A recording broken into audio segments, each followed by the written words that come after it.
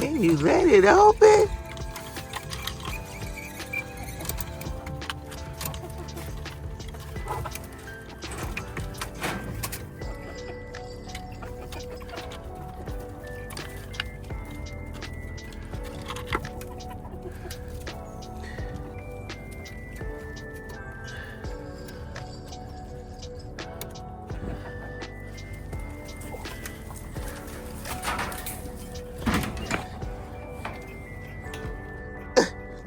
They didn't even run out.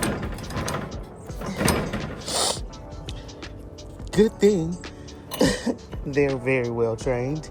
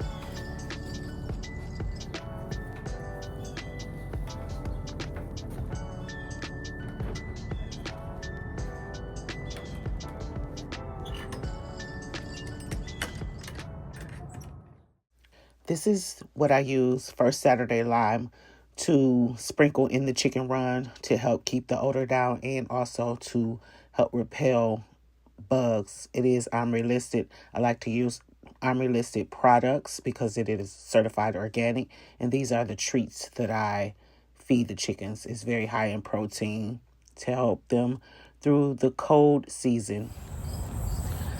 Good morning. Welcome back to UBS Garden. If this is your first time, welcome.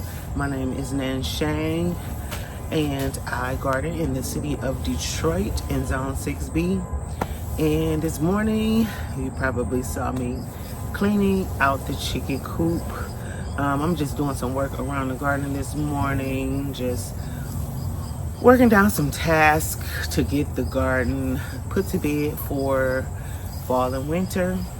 I have been trying my best to get to that chicken coop. I would actually clean out half of it while the chickens were in there, but as you saw, there is a automatic door, and I was working with that automatic door, or I should say fighting with that automatic door for a while. When I first purchased it, I put it in.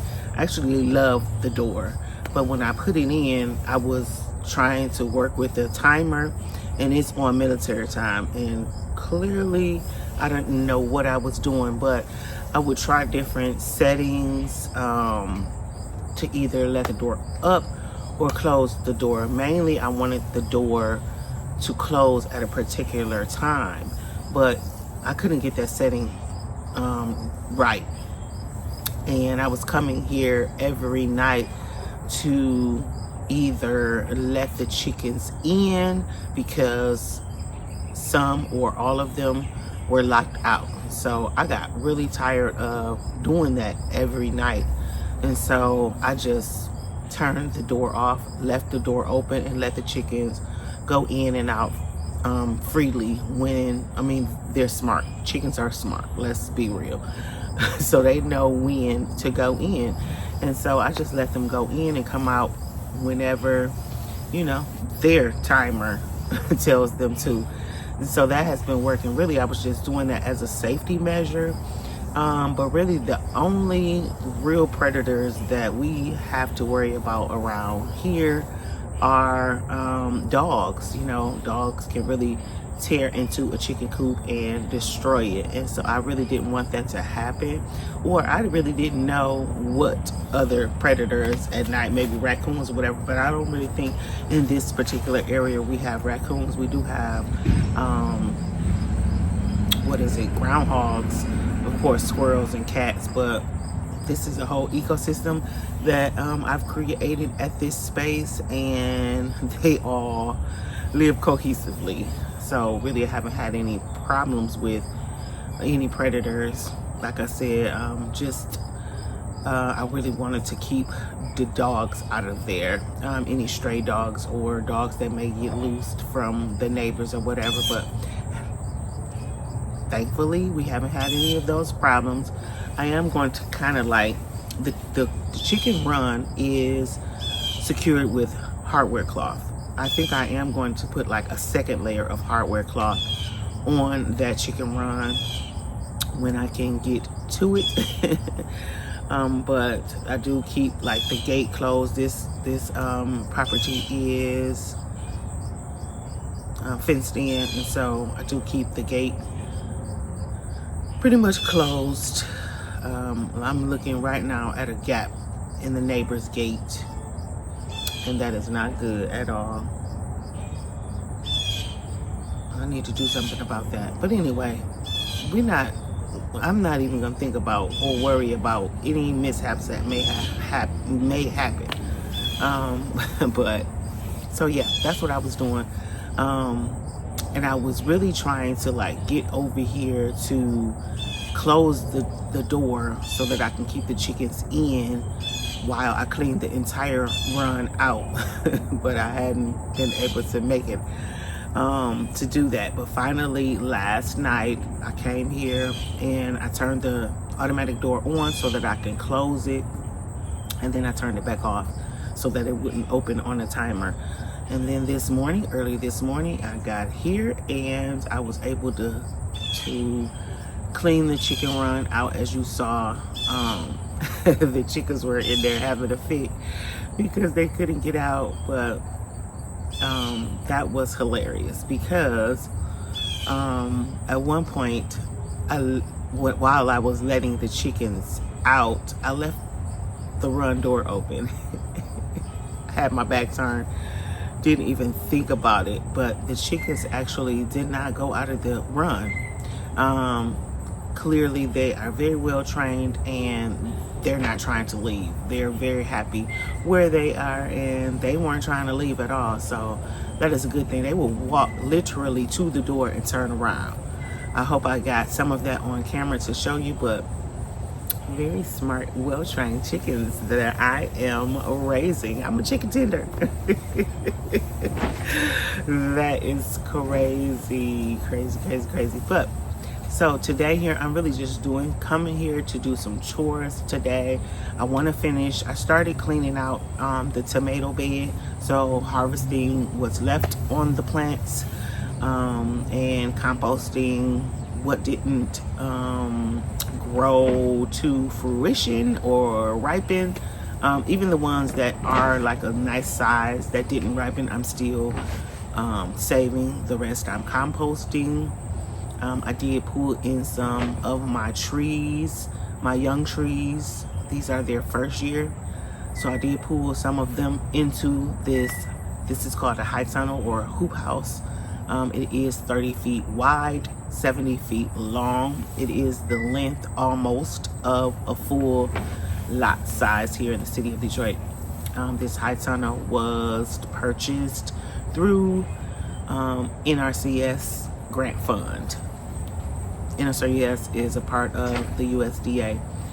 Maybe one day, if you are interested or anyone interested in learning about how to get one of these high tunnels, what to do, I may in the future start to talk about the processes that I've gone through to grow and establish and scale this urban garden that I started, founded, and steward. So yeah, that'll probably be future videos over the winter time. If that's something you're interested in, leave it down in the comments and I definitely can share some insight on some of that. But this is what I'm going to do now. If you can see behind me, there are weeds along the sides of the high tunnel.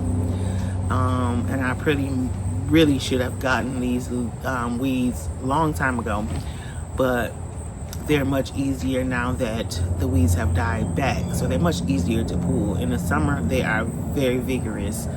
But I really should have pulled them even before now because probably some of their seeds have blown, but it's cool. We have weed barrier fabric throughout this entire high tunnel. And we, over the summer, I'm pretty sure on a video you've seen the youth that worked here over the summer. They actually weed barrier this entire high tunnel and built up these compost rows. This is just compost. I'm going to add amendments and more compost from a company called, I'm going to put it on the screen, and I think they're only here in Michigan. I don't want to butcher the name, so I'll put it on the screen. But yeah, I'm going to put their compost, mix their compost in to build up the soil in here. But I'm going to show you the weeds that I'm talking about. I want to pull up along the sides. I'm probably only going to get to like half of this one side because I really want to finish pulling out the tomatoes in that tomato bed. But I'll show you my trees I brought in here, show you the weeds I'm going to pull up, and possibly get started on that. These are my trees that I brought into the high tunnel. Like I said, these are first year trees, and so I want to like try to protect them. This is elderberry, This is also an elderberry. Have 2 hibiscus plants back there. This is what? The peach tree, Red Haven peach. This is a Bartlett pear. And this is a kefir pear. And then those 2 babies back there are pawpaw trees. Those were first year, of course. They're still very, very young. And then I saw when I was moving them in here, what is that? Mullein. Literally, mullein grew everywhere around here. And I welcomed it and I saved it and I use it for products. I create value-added products out of the things that's grown here. Herbs and the fruits and vegetables here. I create value-added products. But I'll talk about that another time. But these are the weeds along the side of the high tunnel. There is weed barrier fabric as far as we could get to it. The pole is in the way, so we couldn't get past that pole to extend the weed barrier fabric. But I'm going to try. Let me put my gloves on. I'm going to try and pull as much weeds up as I possibly can along this side. It is along the other side as well. But for today, I'm really going to just start on this side.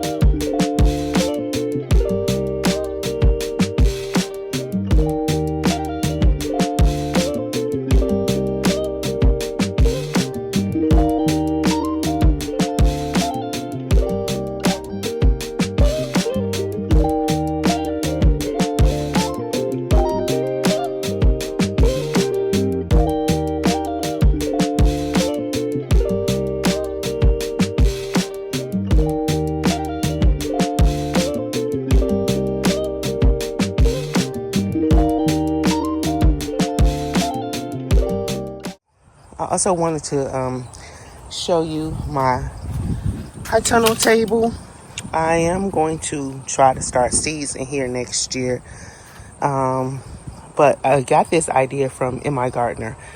I believe all of his tables in his high tunnel is made just the same. So I went on ChatGPT and asked ChatGPT to just give me a step-by-step guide on how to build this. And basically it's really just cinder blocks stacked 2 high, 2 on each end, and then the center for bracing, and 2 pallets that I picked up from behind a store. I asked them that they want them, and these are really thick, sturdy, heavy pallets.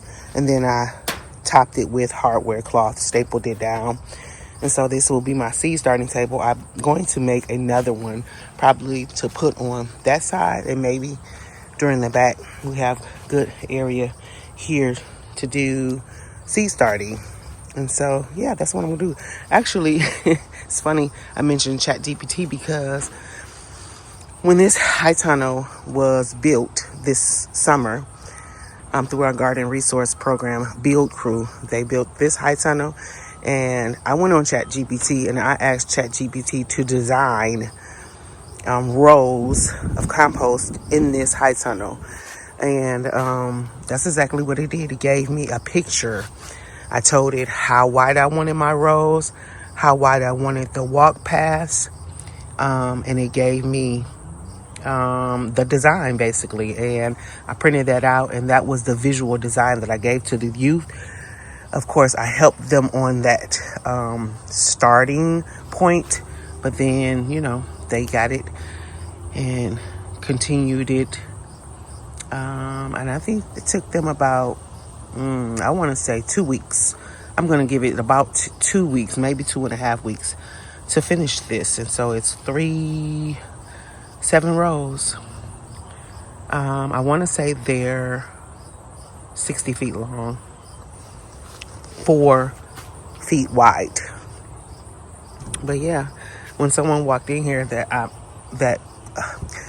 mentioning this because when someone walked in here, they were like, "Wow, this looked like it is AI generated," and basically it is, but on paper, it was definitely manual labor. But yeah, I just wanted to mention that.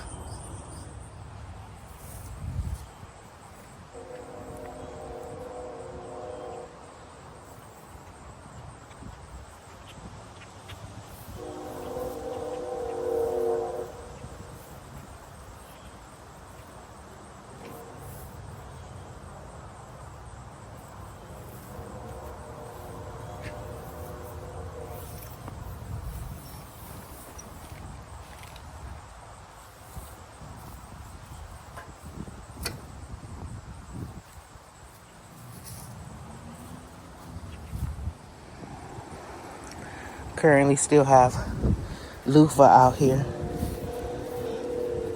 I was gonna let it stay as long as I could. We have 5 of them. I mentioned on another video that this trellis was taken over by the lima beans, and so the loofah got a late start. But I've harvested tons of these lima beans. They're the speckled lima beans. Let me see if I can show them to you.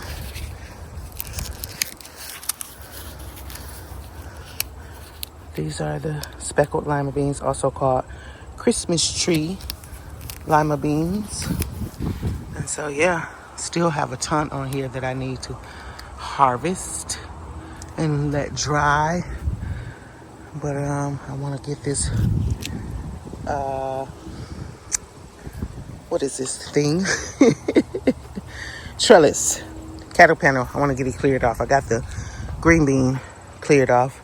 I've just been pulling and dropping it on the ground.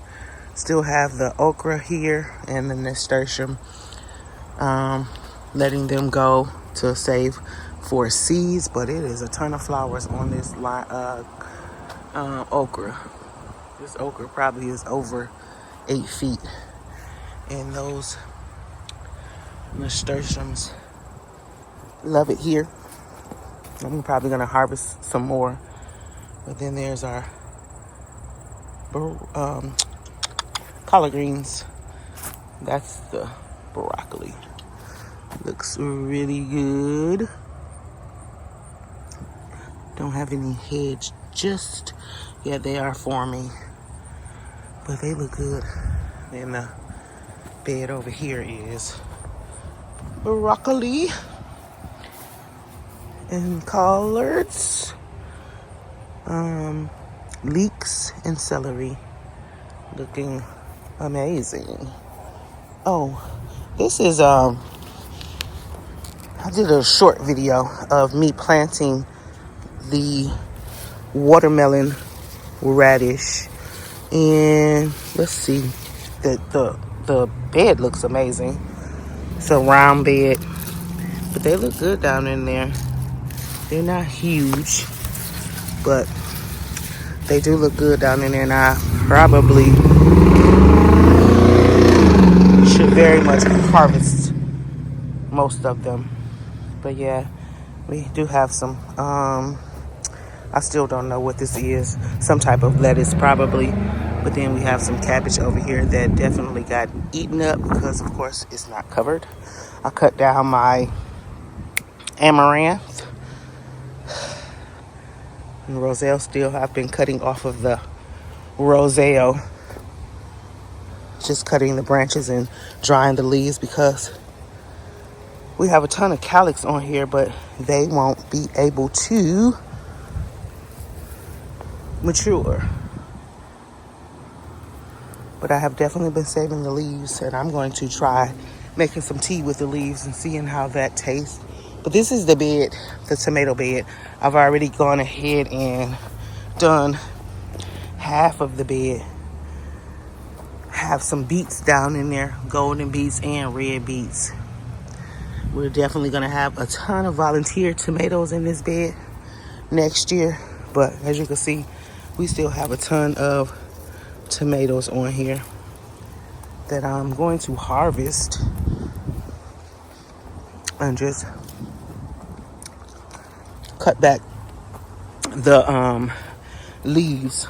I have left the roots in here to compost in place. You probably can't tell, but I just cut them completely down to the root and leave the roots in there to compost in place. That's it. But I'm not sure if I'm gonna finish this bed today or tomorrow because I'm pretty tired after pulling those weeds in the high tunnel and doing some other things around here. So, but yeah, I just wanted to show you that bed. I have to clean out this zinnia bed. That is my stinging nettle there, and they look like they have new leaves on there. I might can harvest some of those. But yeah,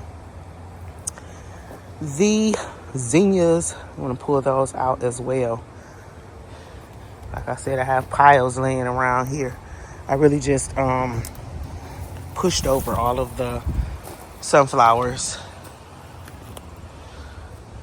I'll have to come around and pick up all of this stuff, but for right now I just needed to get it out of the beds.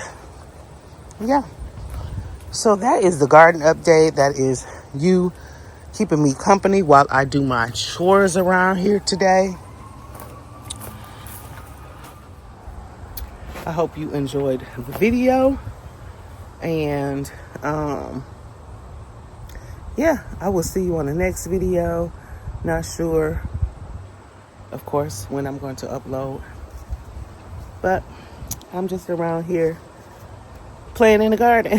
This is what I enjoy doing, and I will see you all on the next one. Hope that you are having an amazing day, and let's get growing.